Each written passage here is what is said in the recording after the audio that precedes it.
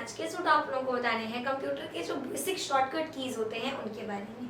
चलिए शुरू करते हैं। देखिए, अगर आप कोई भी कंप्यूटर सीख रहे हैं, उस कोई स्टूडेंट हैं आप, या फिर आप कोई टीचर है कंप्यूटर सिखाने वाले, तो अगर आप क्या करते हैं, अगर आप माउस का बहुत ज़्यादा यूज़ करते हैं, हर एक काम में आप माउस का यूज़ करते हैं और कीबोर्ड का यूज़ आप कम से कम करते हैं, फिर तब करते हैं जब आप किसी का नाम या फिर नंबर या फिर कुछ भी टाइपिंग करनी होती है, तब आप कीबोर्ड का सिर्फ यूज़ करते हैं, तो मतलब ये आपके ऊपर ना शोभा नहीं देता। आपको सबसे ज़्यादा कीबोर्ड का यूज़ करना चाहिए, यानी कि शॉर्टकट कीज का यूज़ करना चाहिए। इससे हमारा टाइम भी बचता है और ये एक प्रोफेशनल वे में लगता है। तो देखिए, आज हम कुछ ऐसी शॉर्टकट कीज के बारे में जानेंगे जो कि बहुत ही ज़्यादा यूजफुल भी हैं और बहुत ही कम लोगों को पता है। चलिए स्टार्ट करते हैं। पहली बात कि बैक स्पेस और डिलीट में लोगों को फर्क नहीं पता होता। देखिए, जो बैक स्पेस की होती है ना, उसका यूज अलग होता है और जो डिलीट की होती है उसका यूज अलग होता है। लोगों को लगता है दोनों का यूज एक ही है। बैक स्पेस का यूज कुछ भी टेक्स्ट को डिलीट करने के लिए, मिटाने के लिए, या फिर और डिलीट का यूज किसी भी फाइल को डिलीट करने के लिए होता है। बट नो, ऐसा नहीं। बैक स्पेस जो की है उसका यूज किसी भी टेक्स्ट को पीछे से डिलीट करने के लिए होता है। फॉर एग्जाम्पल, अगर हमने यहाँ पर लिख रखा है, तो मान लीजिए अगर आपका कर्सर इधर है, ये अगर आपका कर्सर है, तो अगर आप बैक स्पेस की दबाते हैं तो आपका कर्सर इस तरीके से पीछे से रिमूव कर होगा, ठीक, पीछे से रिमूव होगा। लेकिन अगर आपका कर्सर इधर है और आप डिलीट की दबाते हैं तो आपका टेक्स्ट आगे से रिमूव होगा। बात आपको समझ में आई? या फिर अगर आपका कर्सर इधर है तो आपका टेक्स्ट आगे से रिमूव होगा, पीछे वाला कुछ भी डिलीट नहीं होगा। ओके, तो इस तरीके से डिलीट की का मतलब कुछ भी आगे से डिलीट करना है टेक्स्ट को, और बैक स्पेस का मतलब टेक्स्ट को जब पीछे से डिलीट करना है, या फिर डिलीट का यूज किसी भी फाइल को भी डिलीट करने के लिए किया जाता है। ऑल्ट प्लस टैब, अगर हम आपको कहें कि जैसे मान लीजिए आपने बहुत ढेर सारे प्रोग्राम्स, ब्राउजर्स, टैब्स सब कुछ खोल करके रख रखा है, ठीक, और आपको क्या करना है कि उसे स्विच करना है। मतलब जैसे आपको एक टैब से दूसरे टैब पे जाना है, माउस का यूज करेंगे। अब अगर बहुत ज्यादा टैब खुले हुए हैं तो इससे आपको क्या होगा, माउस का जब आप यूज करेंगे तो आपको बहुत ही ज्यादा टाइम लगने वाला है, मतलब बार बार माउस का यूज करना पड़ेगा। इसलिए अगर आप ऑल्ट प्लस टैब का यूज करते हैं, ऑल्ट को होल्ड रखिए, ऑल्ट को दबाए रखिए, फिर आप टैब को दबाते रहेंगे, तो ऐसे जितने भी आपके टैब है ना, जैसे अगर आपको ये कंप्यूटर है तो जितने भी टैब है वो आपके सामने खुल करके आ जाएंगे और वो सभी एक एक करके इंडिकेट होने लगेंगे। मान लीजिए आपने टैब दबाया, ये वाला टैब आपका आ गया, फिर टैब दबाया ये वाला, फिर टैब दबाया ये वाला, फिर टैब दबाया ये वाला। तो जिस भी टैब को आप ओपन करना चाहते हैं उस टैब पर ले जाकर के आप अपनी बटन को छोड़ दीजिए, वो टैब आपका डायरेक्टली ओपन हो जाएगा। इससे आपको माउस का यूज नहीं करना पड़ेगा। ऑल्ट प्लस F4, अगर आपको कहें कि आप अपने कंप्यूटर को शट डाउन करिए, तो अपने कंप्यूटर को शट डाउन करने के लिए जाहिर सी बात है जितने भी प्रोग्राम्स हैं, ब्राउजर, सबको बंद करेंगे, फिर जाएंगे आप अपने मेनू पे, ठीक, फिर वहां से पावर बटन पे जाके आप शट डाउन करेंगे। लेकिन इसको शट डाउन करने का बंद करा, फिर मेन्यू बटन में गए, फिर पावर बटन में गए, तो इससे अच्छा है कि आप इसको कुछ सेकंड में ही शट डाउन कर सकते हैं। क्या दबा करके? ऑल्ट प्लस F4 दबा करके। देखिए, ऑल्ट प्लस F4 अगर आप एक बार दबा लेते हो इसका मतलब ये नहीं कि सब शट डाउन हो गया।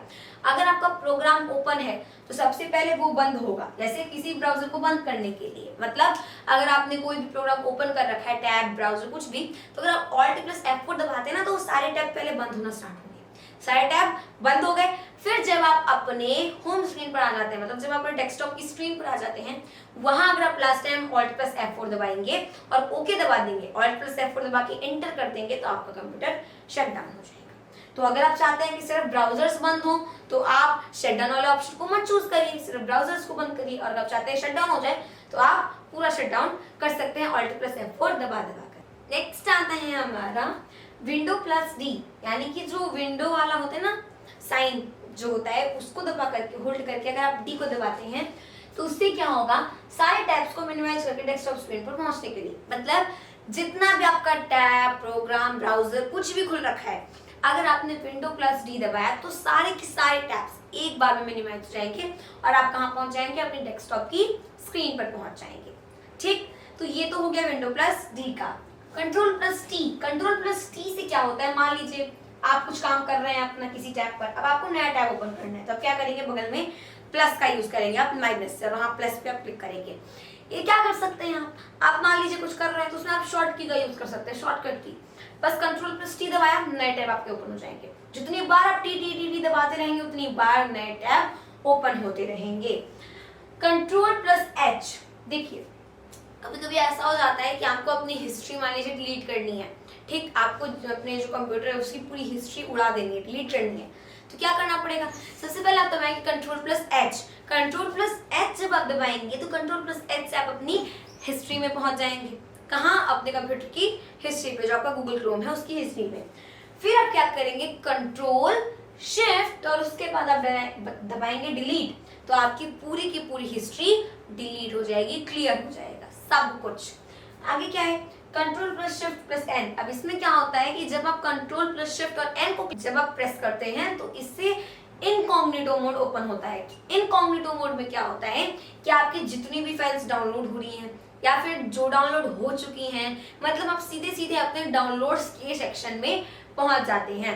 तो इनकॉग्निटो मोड में ये चीज होती है। अब इनकॉग्निटो मोड आपने ओपन तो कर लिया, लेकिन अब वो जो डाउनलोड फाइल्स हैं वो आप कहाँ से देखेंगे?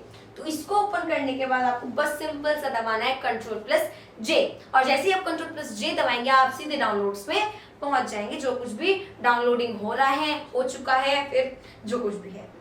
अगला देखते हैं जो कि Ctrl+D।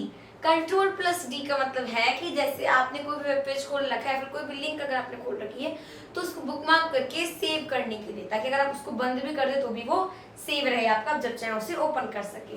तो इसके लिए आप इसका यूज करेंगे Ctrl+D का। Ctrl+Click, जैसे मान लीजिए आपने कुछ भी सर्च किया क्रोम में और फिर ढेर सारे लिंक्स ओपन हो गए, है ना, तो अगर आप क्या करते हैं कि कंट्रोल दबा करके अगर आप किसी भी लिंक पर क्लिक करेंगे तो वो लिंक आपकी नए टैब में ओपन हो जाएगी। लेकिन अगर आपको बिना कंप्यूटर करना रहता है तो आप क्या करते हैं?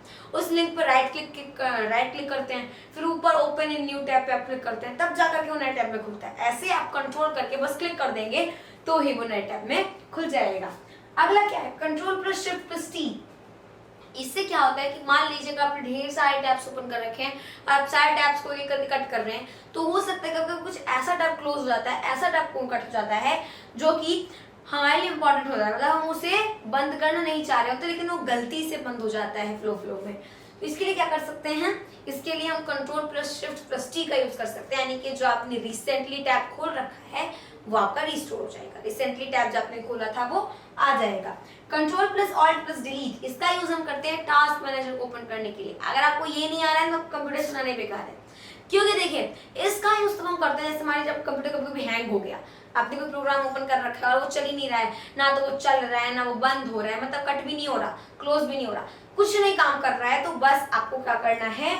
Ctrl Alt और Delete दबाना है, बस क्या हो जाएगा? टास्क मैनेजर ओपन हो जाएगा और टास्क मैनेजर में आप सब कुछ कर सकते हैं। और टास्क मैनेजर में क्या होता है? पावर बटन भी होती है, वहां से आप अपने कंप्यूटर को डायरेक्टली शट डाउन कर सकते हैं या फिर रीस्टार्ट कर सकते हैं, या फिर आप क्या कर सकते हैं कि वहां से जो भी आपका हैंग हो रहा है, कोई भी प्रॉब्लम है, उसको आप टास्क मैनेजर से ठीक कर सकते हैं। अगला है Ctrl+Z।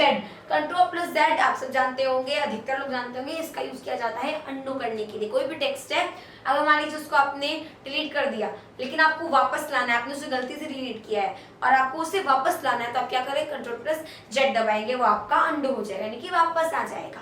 Ctrl+Redo क्या होता है? Ctrl+Redo होता है जैसे रीडो में मान लीजिए अगर आपने कोई भी टेक्स्ट डिलीट किया है, ठीक, और आपको क्या करना है? वहां पे वापस जाना है जो भी वो है, तो आप क्या कर सकते हैं? Ctrl+Y का यूज कर सकते हैं। Ctrl+Z से क्या होगा? अंडो होगा, ठीक, लेकिन Ctrl+Y से रीडो होगा, मतलब जहां पे आप पहले थे आप वहां पर जा सकते हैं, जो भी आपका टैब है या फिर जो भी आपका टेक्स्ट है। अब है हमारा Ctrl+C। Ctrl+C का यूज करते हैं किसी भी टेक्स्ट या फिर किसी भी फाइल को कॉपी करने के लिए, और Ctrl+V का यूज करते हैं किसी भी टेक्स्ट को या फिर फाइल को पेस्ट करने के लिए, और Ctrl+X का यूज करते हैं हम कट करने के लिए।